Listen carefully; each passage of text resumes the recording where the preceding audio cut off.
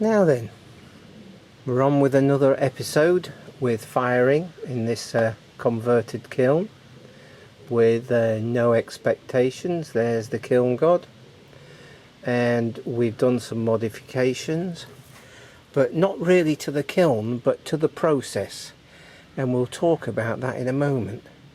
But just as we're going to be talking about processing clay later on in the month, because it's nice and warm and everything, it's the perfect time for processing more clay. But Ian Helsby sent me some clay that he'd processed, and obviously he's gone through it and got rid of most of the muck out of it. So thank you very much, Ian. We shall be working on this. I shall break it all up into small lumps and stick it in water. And it feels like there's a bit of grog in there, but it feels like it's quite fine. So we shall see how we get on, but thank you very much, Ian. He's obviously put a bit of effort into sorting this out. It feels a bit like it's got, might have quite a lot of silt in it, but you know, this is from Manchester, so interesting, and we can find out what's going on. We'll get rid of that. That will be a future video. There goes the kiln god, courtesy of Fran, who made it, oh, must be more than a year ago now. So we finished firing at 3 o'clock yesterday afternoon, and now it's 4:30 the next afternoon. So this has had a good 24 hours to cool down. Yes, it doesn't feel bad at all. So the camera card just filled up, but never mind. At least I cottoned onto it. So if you remember last time, we were having problems with the bottom and the staining. Are we seeing this all right? We are. And that doesn't look bad. Yeah. Quite nice, I like that one. These I've been making, these are just a little bit shorter. Now, here we go. I don't know whether you can see, but just there's a little mark, and that's a bit of flint in the face of the pot, because this is Friscony clay, and we did some through the grinder. Oh, processed some by dry grinding it, oh, more than a year ago. And what I found was that you did get the occasional bit of grit coming through. So I'm more in favour of wet processing now, because at least you can filter the slurry and get all the fine particles out. That's not bad. A little bit of, we went up to 1040, little bit of thick glaze there. So 1040, well, I actually held it at about 1042 for 20 minutes as a heat soak. So I'm fairly pleased with that one. And there's another fire brick.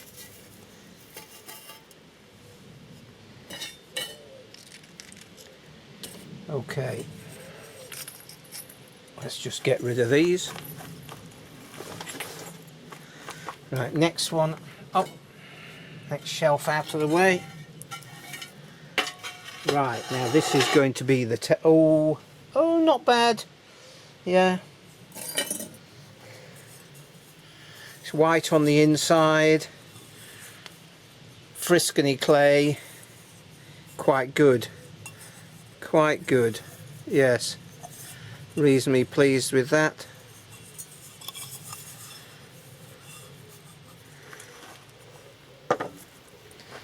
Yeah, where are we? There's another one. Friscony clay, and this is the new Walking Through Life design.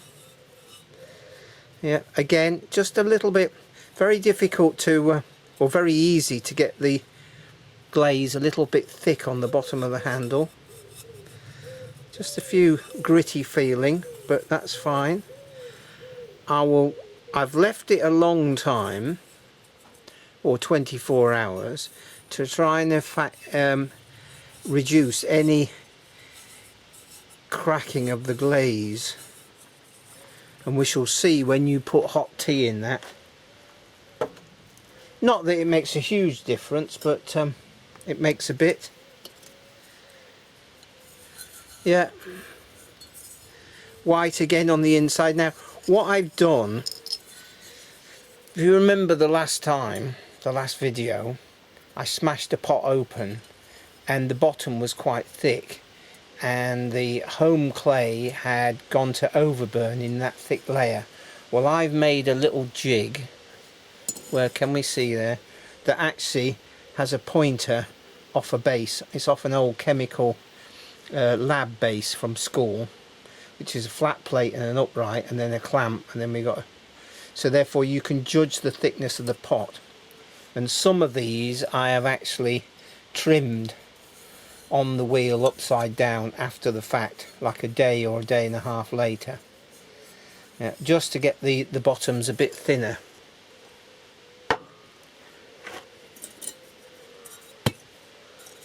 We got a bit of muck in. Now that's interesting.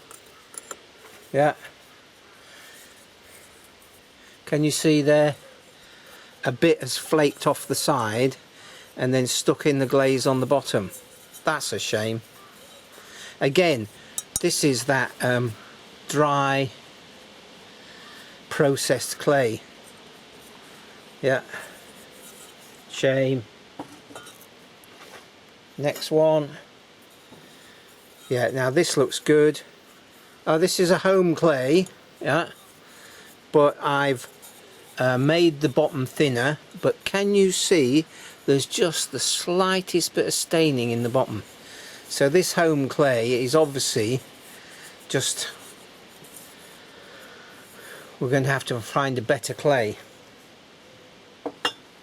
I think the Friscony clay is better. There we go. That's a home clay, probably with the slightly thinner bottom because it's white in the bottom. Yeah, quite happy with that.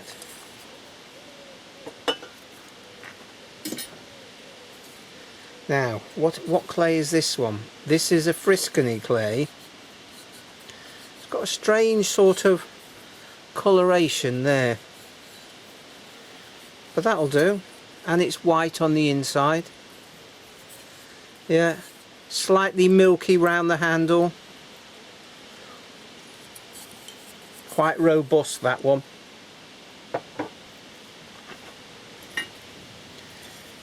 Another one. Now, this is a Friscony, but look, it's gone dark patches on the bottom there. Right, that bottom feels a bit thicker. I might not have thinned it down enough. See that there? Yeah. But it's white on the inside, so I think we can get away with that. Okay. Let's get rid of these supports.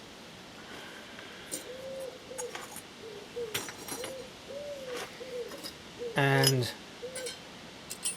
I should make some more of these homemade stilts. They're really nice and robust.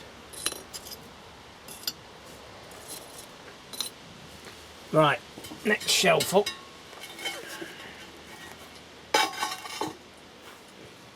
Right, well this is looking quite good, and of course this is the hottest shelf.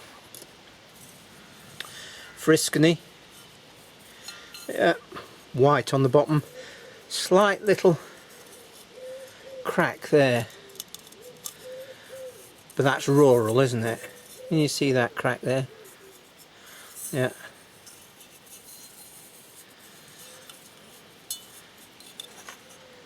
Quite nice.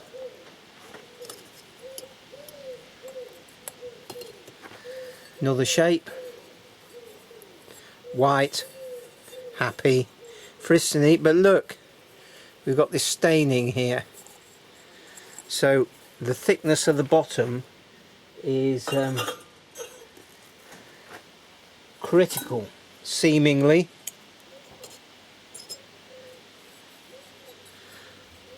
Bit too thick, the glaze there. Very easy. You're doing this and you're going inside and you're coming down the side, and it's very, and then because it dries quite quickly so you can't judge it, but this is very glossy. Yeah.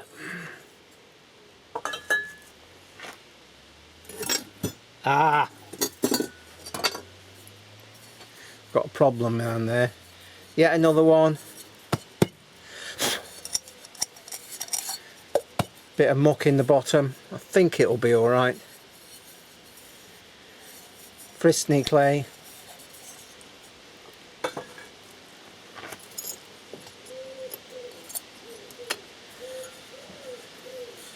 Another one. Frisney. White on the inside. At least the majority of them are now white on the inside, whereas before they weren't. We've got a problem here. Yeah, must have tipped over. Right, big lump out of that, and the other lump is there, so those two are duff.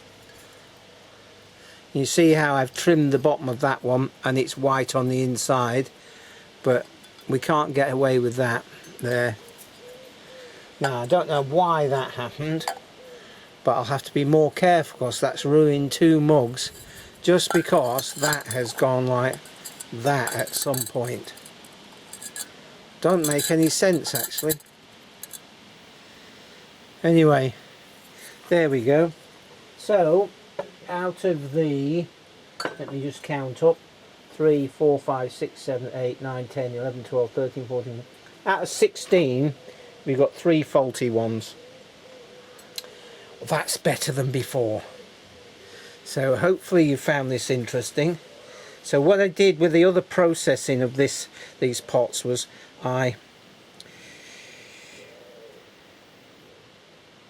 after I'd slipped the inside, I put them on a wearboard and had them in the conservatory for a day in the sun. Then I glazed the inside and did the same thing again just to really get the moisture out of the pot. And then after a day in the conservatory in the sun, I glazed the outside and the bottom, and then they had 3 days in the conservatory in the sun, super dry, and then in the kiln. And I loaded them in the evening and it was fired this next morning, and I started at 7 o'clock. So not bad. 3 faulty ones. One is a bit of something in the clay, the other 2 is my fault, not loading it correctly, or when I put the next shelf on something tipped over and just sat next to the other. But there you go. When I was learning ceramics, and that's not long ago, Kelly said to me, what you've got to do, remember, is don't take anything for granted. Don't put any emotion into your pot until it comes out the kiln, because it's a rocky road, and it certainly is. So many things can go wrong, and I suppose that's the fascination of it, really. It's like, especially the way I'm doing it, you know, digging your own clay and processing it and all that sort of thing, is it's trial and error. And Tim Hunkin has got a whole video about trial and error, in so much as you can engineer things so as much as you want, but there comes a point where you've just got to try it. Anyway, hopefully you've enjoyed this, and I will catch up with you very soon. Cheers for now. So here's the kiln chart. Started at 7 and by 9:30 we're at 100 degrees. So 2.5 hours to get to 100 degrees, and then a very gentle increase, and at 700 and about 700 we change the burner to the big burner, and it carries on, and then we have to carry on over here. So at 3 o'clock we're at 1,000 degrees, at 3:11 we're at 1,040, and then we stay there for 20 minutes and then shut her down. But that's a real slow start and a very gentle climb. There's no sort of blips or excesses or anything like that.